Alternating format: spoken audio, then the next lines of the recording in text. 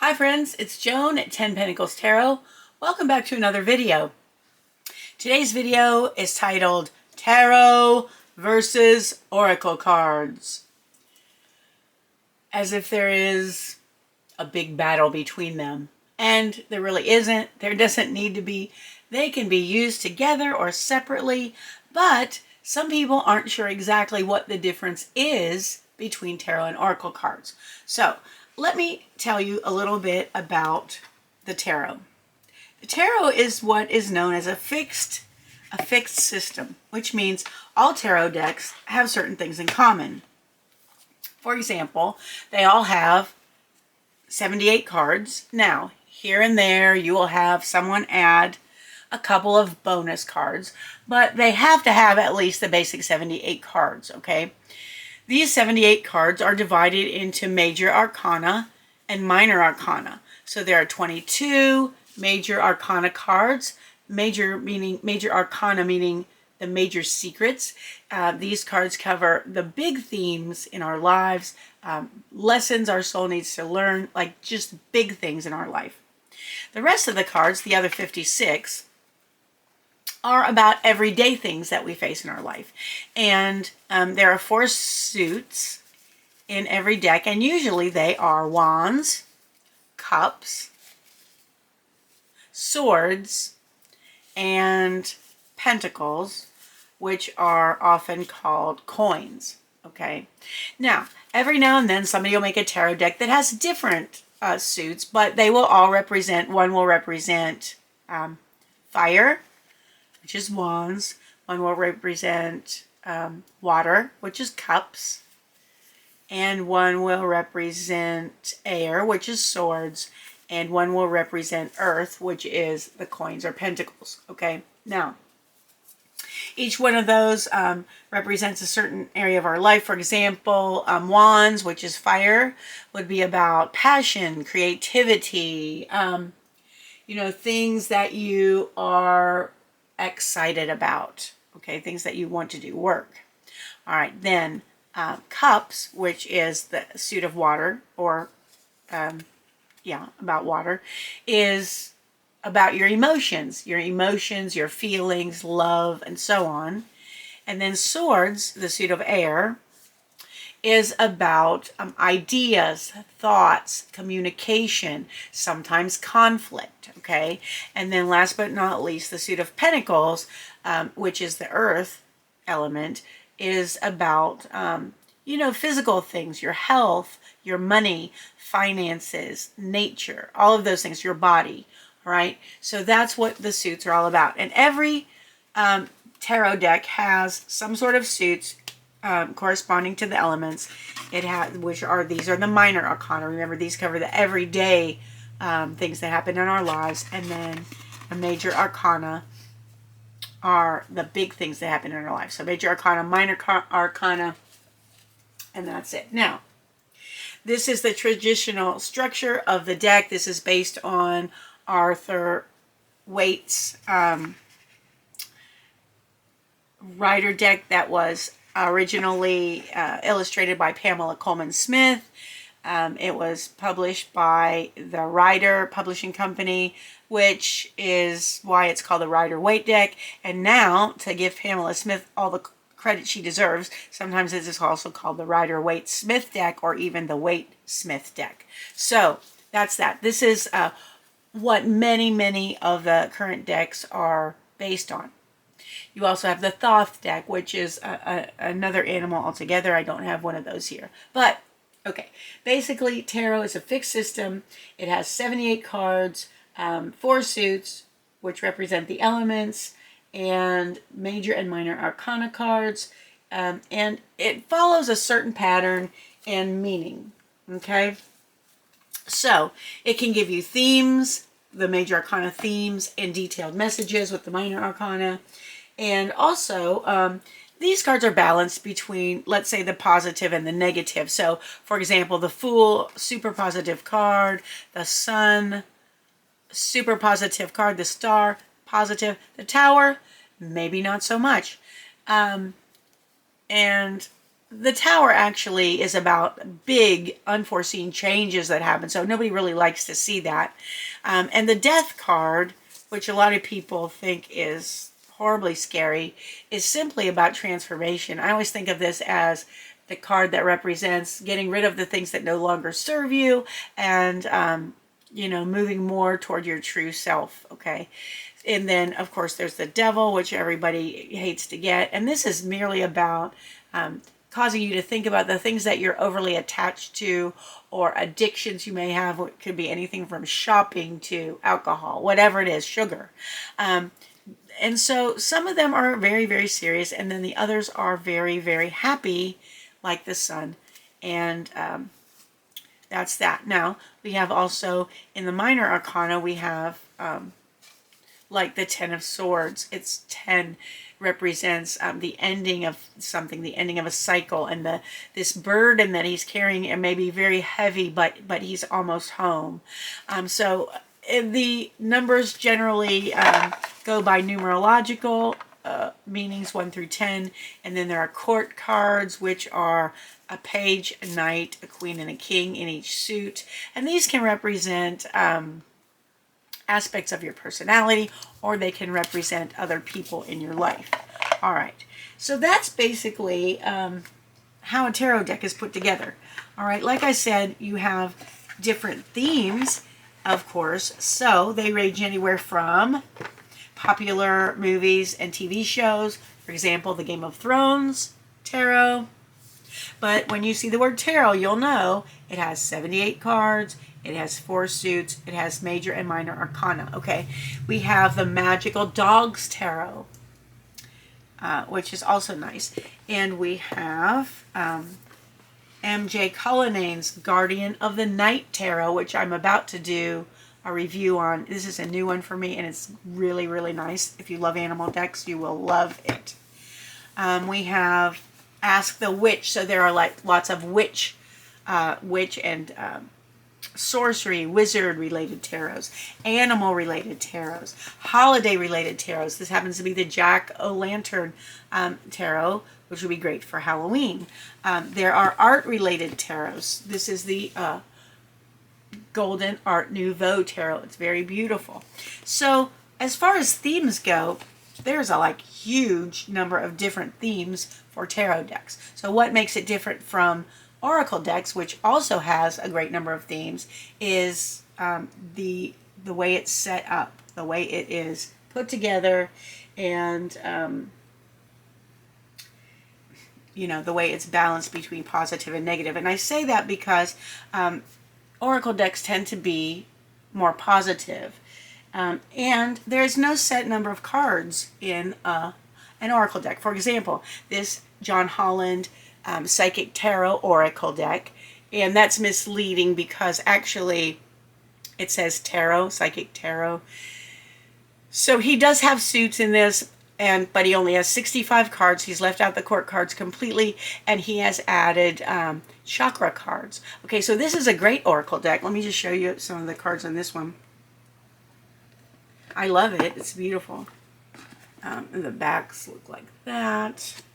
And like, for example, it does have some major cards: intuition, spiritual strength, awareness, and it also has suits, and then it has, but not exactly like a tarot deck. So, and it has chakra cards like this, which that's kind of a handy thing. All right, so that's one Oracle deck. So like I said, this one has 65 cards. This one has 44 cards. This is the Earthcraft tarot. We have the Angel Guide, or I'm sorry, the Earthcraft Oracle. These are Oracle decks. We have the Angel Guide Oracle by Kyle Gray. He does a lot of angel decks, and this is a 44 card deck as well. There are a lot of angel decks out there that are Oracle decks, and there are angel tarot decks as well. Okay, this Oracle deck, Legendary Ladies Goddess deck, is very nice. The theme is goddesses. We have the Woodland Wardens Oracle deck. This is a 52 card deck, and the theme is animals. So you may be wondering, and they're very beautiful, very, very beautiful. I've done a review of this deck if you want to check that out. also on YouTube. All right, here we go. So then we have Kim Krans, who has a tarot deck, the Wild Unknown Tarot, and then she has a series also of other oracle decks. This is the newest one, the Wild Unknown Alchemy deck and guidebook.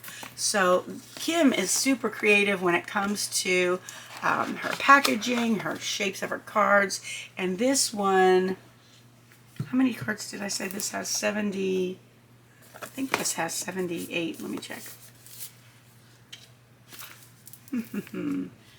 This is a super great deck. But anyway, my point of all this is that oracle decks can have any number of cards. I've seen them with 30 some cards. I've seen them with, okay, this has 71 cards.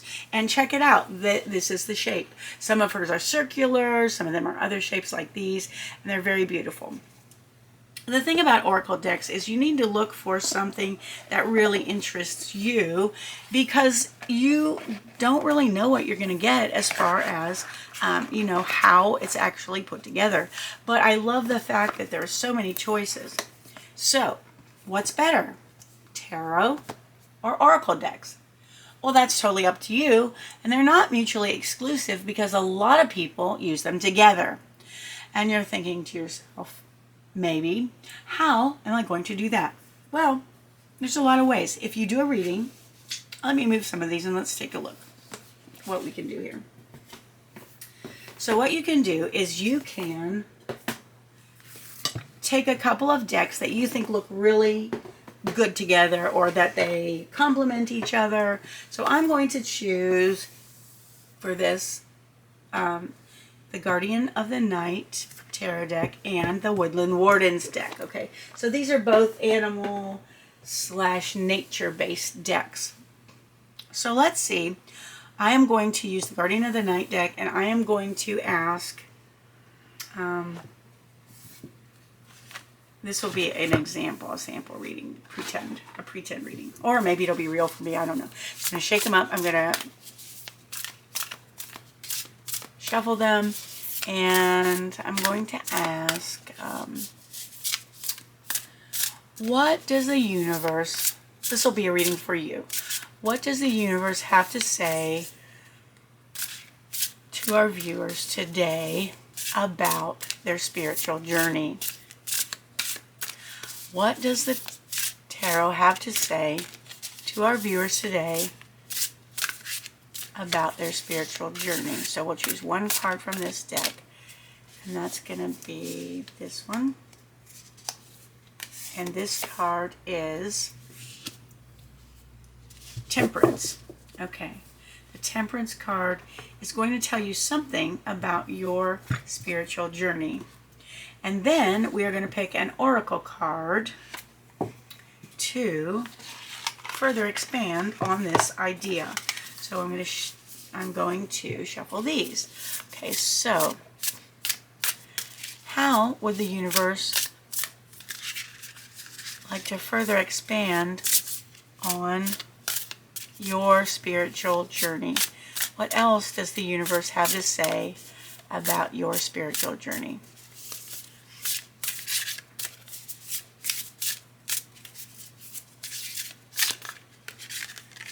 Here it is.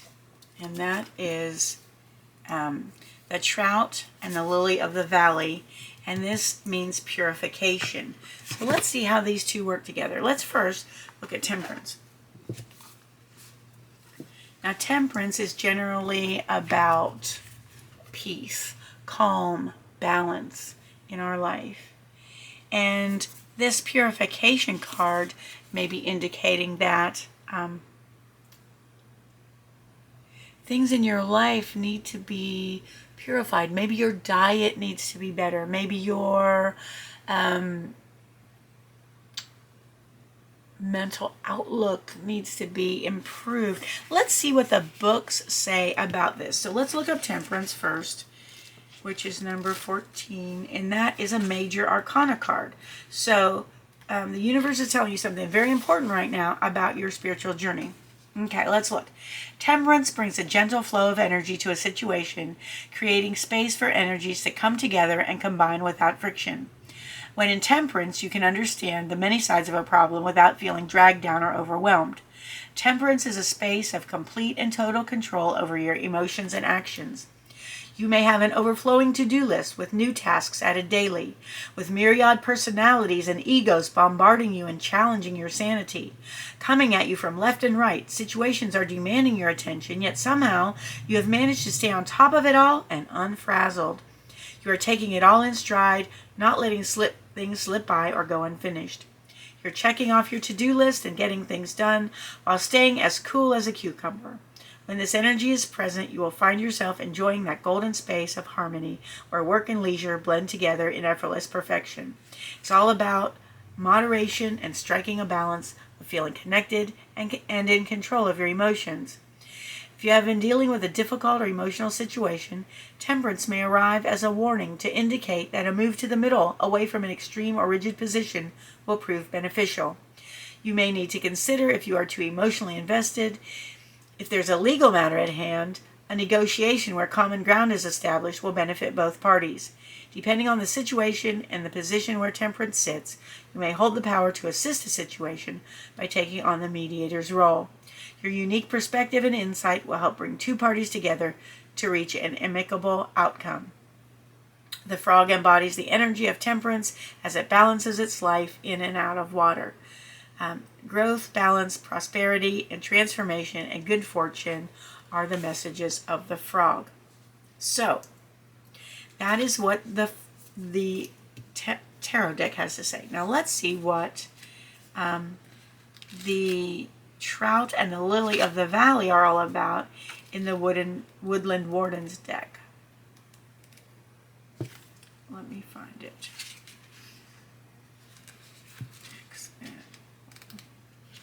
Here we go. All right, and the Trout and Lily of the Valley says, purification. Both the trout and the lily of the valley symbolize return and restoration. A river or lake teeming with trout indicates a balanced and healthy ecosystem. So again, balanced. Conservation efforts at rewilding streams often focus on reintroducing trout to their native habitats once rivers have been decontaminated and barriers such as dams removed. Likewise, in the Victorian language of flowers, the lily of the valley communicates a return to happiness. This is perhaps due to the legend of Saint Leonard, a hermit, said to have slain the last dragon in England.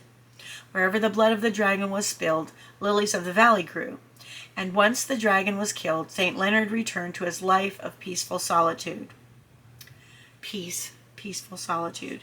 So, upright, this card means your difficulties are subsiding and happiness will soon be restored. Now is the perfect time for quiet meditation and deep introspection.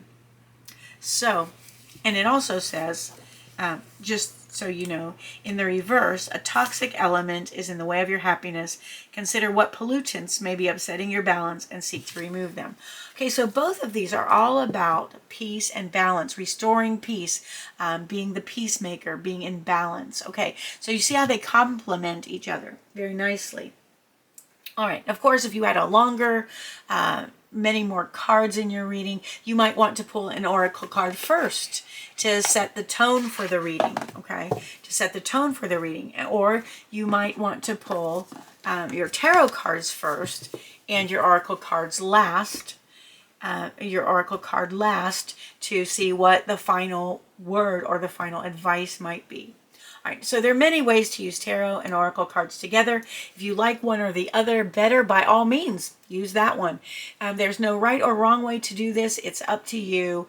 You are the boss. You are the person who knows what feels comfortable for you. So I say I love to use them both together, and sometimes I like to use them separately. In the morning, I pull a tarot card from one deck and I pull an oracle card from another deck just to see what energy the day is going to have and if there's any advice for me. So that's all I have today on Tarot versus Oracle. As you can see, it's not a battle of any kind. There's not right or wrong. There's not one better than the other. There's lovely decks in both. So I wish you all the best. Please leave a comment if you like this video or if something bothered you about it. Please let me know also what other videos you'd like to see. I hope if you enjoyed it, please give it a like, subscribe to my channel, and hit the notification bell so you know when more videos are released. So I thank you very much for joining me today. I hope you have a great rest of the day, and I hope to see you again soon. Bye-bye.